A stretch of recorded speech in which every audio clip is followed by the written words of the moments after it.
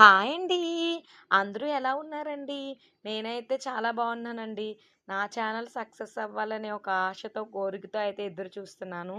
ఈరోజైతే శ్రీరామనవమి కదండీ! అందరికీ శ్రీరామనవమి శుభాకాంక్షలు.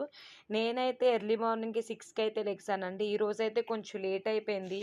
బాబుకి ఎలాగా స్కూల్ లేదు కదా! ఎలాగ ఇంట్లో కూడా వంట వండదు అని చెప్పేసి కొంచెం లేట్‌గా అయితే లెగిసాను.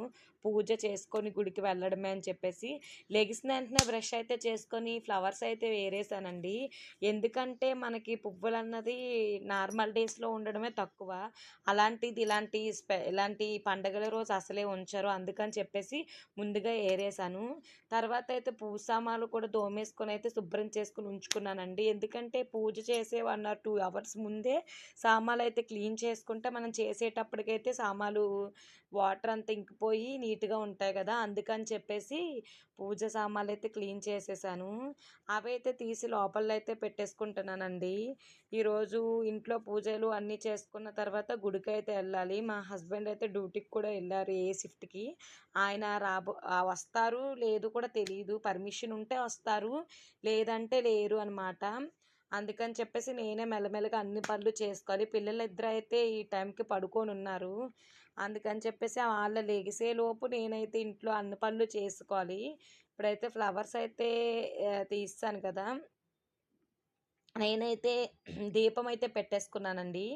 చూసారు కదా! ఇంకా ఇంట్లో దీపం అయిపోతే ఇంకా పిల్లల్ని కూడా నేనైతే ఫస్ట్ రెడీ అయ్యి ఇంట్లో దీపారాధన అయితే చేసేసుకున్నాను.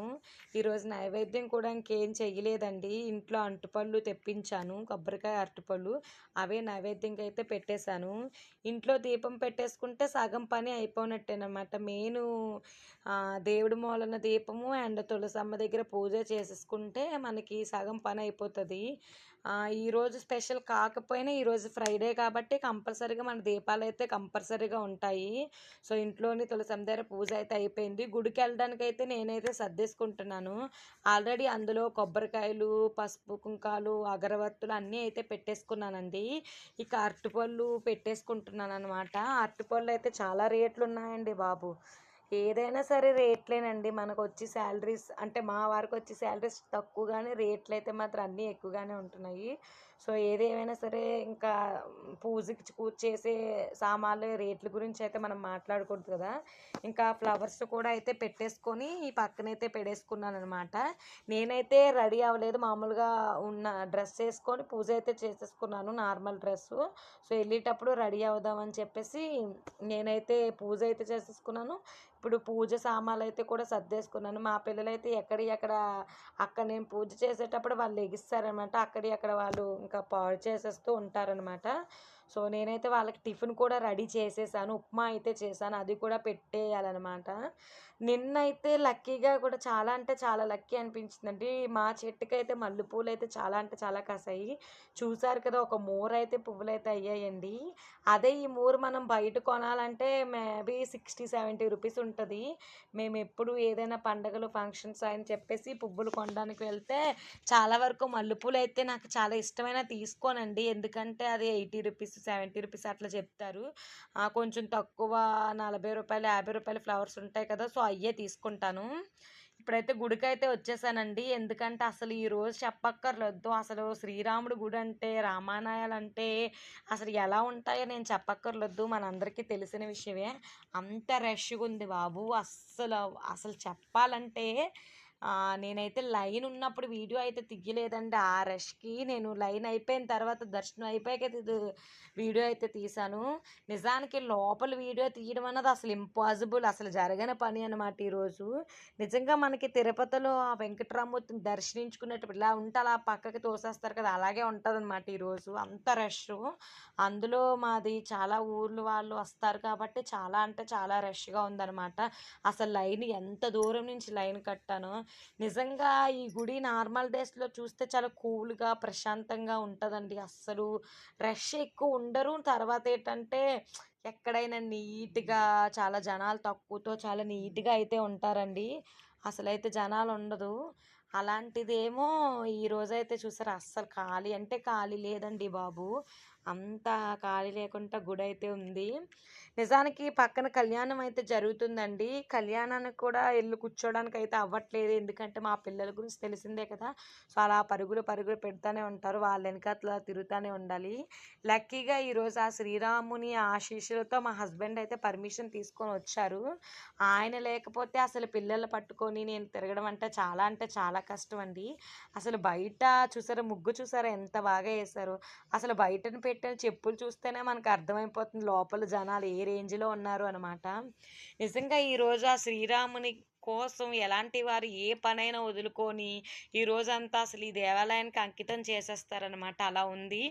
శ్రీరాముని పూజ అంటే పూజ చూసారు కదా! యాక్చువల్లీ ఈ వీడియో ఏంటంటే, ఈ చిన్న స్కిప్ ఏంటంటే, నేను ఇంతకుముందు మొన్న ఒకసారి టెంపుల్‌కి వెళ్ళాను. యాక్చువల్లీ నేను ఈరోజు తీయలేనని చెప్పే మొన్నెళ్ళానండి. మీకైతే టెంపుల్ మొత్తం ఈరోజు వ్లాగ్‌లో నేను చూపించగలను. కానీ లోపల మా శ్రీరాముడు ఎలా ఉన్నాడో నేను చూపించలేను. అలా చూపించకపోతే బాగోదని చెప్పేసి మొన్న నేను వెళ్ళినప్పుడే ఆ లోపల స్కిప్ అయితే తీశాననమాట. ఎందుకంటే ఆ రోజు మనకి శ్రీరాముడి ఏ రోజైనా శ్రీరాముడేనండి. కానీ ఈరోజు మాత్రం శ్రీరాముని చూసే అవకాశం మనకే చాలా తక్కువ. ఇలా ఎళ్ళి వెంటనే తోసేస్తారు. ఇంక వీడియో తీయడం అన్నది అసలు సాధ్యం కాదు. వీడియోయే కాదు అసలు ఫోటో కూడా తీయలేమనమాట. సో, అందుకనే ఆ రోజైతే చిన్న స్కిప్ అయితే తీశాను. చూసారు కదా! ఆ రోజు తీసిన వీడియో అయినా ఇది కూడా పక్కనే రాముడు అదే శివుడు కూడా ఉంటారు. ఆంజనేయులు కూడా ఉంటారు. చూసారా ఆ రోజు ఎంత కూల్‌గా ప్రశాంతంగా ఉన్నారో అనమాట. మేము మేబీ ఎక్కువ గుడులకి వెళ్తాము అని అనుకోకండి. ఆ రోజు ఏంటంటే ఆ ఉగాది రోజు వెళ్ళిన గుడి అనమాట. ఇది ఆల్రెడీ ఒక షార్ట్ కూడా అప్‌లోడ్ చేశాను. చూసున్న వాళ్ళకైతే అర్థమవుతది అనమాట. చూడలేని వాళ్ళకైతే తెలీదు అనమాట. ఈ రామాయణంలోని చిన్న ఆంజనేయులు, చిన్న శివుడు ఉంటారనమాట. చూడ్డానికి చూడముచ్చటగా ఎంత అందంగా ఉంటారు అంటే చాలా అందంగా ఉంటారు. ఈరోజైతే పానకం అయితే ఇస్తారండి. మీలో ఎంతమందికి పానకం అంటే ఇష్టమో కిందనైతే కామెంట్ చేయండి. పానకం ఏంటంటే చాలామందేంటంటే అసలు పానకం కోసమే శ్రీరామనవమి కోసం ఎదురు చూసేవాళ్ళు కూడా ఉంటారు. నేనక్కడ కూడా చూసాను అంత ఇష్టంగా తాగుతున్నారు. అసలు కొందరైతే బాబు దేవుడి ప్రసాదం కదా! తాగకుండా ఉంటే ఎలాగా అని బలవంతంగా చేసి తాపిస్తున్నారు. అలా చేపిచ్చి తాపిచ్చలే నేనొక్కదాన్నండి బాబు. మా హస్బెండ్ అలాగే అసలు వచ్చిందానివి పానకం తాగాలి, తాగకపోతే ఎలాగా అని అంటున్నారు. కానీ నేనైతే అస్సలు బాబోయ్! ఎందుకో నాకు అసలా ఆహ్, ఆ టేస్ట్ అన్నది అసలు అంటే తాగలేను అనమాట. నేనైతే ఏదో తాగాలని చెప్పేసి ఒక్క డ్రాప్ అయితే యేసుకున్నాను. ఇంక మా పిల్లలకైనా మా వారు పడదామని ఎంతో చూస్తున్నారు. కానీ వాళ్ళైతే పక్కకు తోసుకొని పోయారనమాట. చాలా వరకు ఏంటంటే వీడియోస్ అయితే చూస్తున్నారండి. కానీ స్కిప్ చేసుకుంటూ వీడియోస్ చూస్తున్నారు. అందుకే నాకు వాచ్ అవర్ కూడా చూపించట్లేదు. ఒక వీడియో చూస్తున్నారు అంటే మాక్సిమం స్కిప్ చేయకుండా చూస్తేనే వీడియో అర్థమవుతుంది. ఇప్పుడు ఎగ్జాంపుల్ ఈ వీడియోయే మీరు అప్‌లోడ్ చేశాక చూస్తే స్కిప్ చేసుకుంటూ వెళ్ళిపోతుంటే వీడియో ఏంటి అనేది కూడా మీకు అర్థం కాదు కదా! సో, మీరు ఎంతవరకు చూస్తున్నారో నాకు కూడా తెలీదు. ప్లీజ్ వీడియోనైతే స్కిప్ చేయకుండా చూడండి. ఇక్కడైతే రాముడి వారి కళ్యాణం అండి చూసారు కదా! ఆహ్, రాముడి వారికి ఇలాగ డెకరేషన్ ఏంటంటే పందిరేసి ఇలాంటి మామిడి కొమ్మలతో, బంతి పువ్వులతో, అరిటాకులు డెకరేషన్‌తో పాటు ఎంత అద్భుతంగా చేశారో. నిజంగా అసలు శ్రీరాముని కళ్యాణం అన్నది ప్రతి ఇంటిలో వాళ్ళ ఇంటికి సంబంధించిన వాళ్ళ కళ్యాణం చేస్తే, పెళ్ళిళ్ళు చేస్తే ఎలా చేస్తారో అలానే అందరూ ఇన్వాల్వ్ అవుతారండి. నిజంగా చెప్పాలంటే ఇది నిజంగా నిజం. సో, ప్రతి ఒక్కరి ఇంట్లో పెళ్ళైతే ఎలా రియాక్ట్ అవుతారో ఇంకా అలానే సేమ్ చేస్తారు. అంతలాగా అందరూ కలిసి మెలిసి ఎంత అద్భుతంగా ఎంతగా గుడులకి కమిటీలు అయ్యి ఉన్నా మనుషుల యొక్క సహకారం లేకుండా ఎవరు ఏది చేయలేరు కదా! ఇక కళ్యాణం అయిపోయిన వెంటనే జనాలు విపరీతంగా ఉంటారు కాబట్టి 12 గంటలకే భోజనాలైతే స్టార్ట్ చేస్తారు కదండీ! ఈరోజు ఏ ఊర్లో రామాయణం ఉన్నా కూడా కంపల్సరీ కూడా రాముడి వారి పెళ్లి తర్వాత భోజనాలనేది కంపల్సరీగా పెడతారు కదా!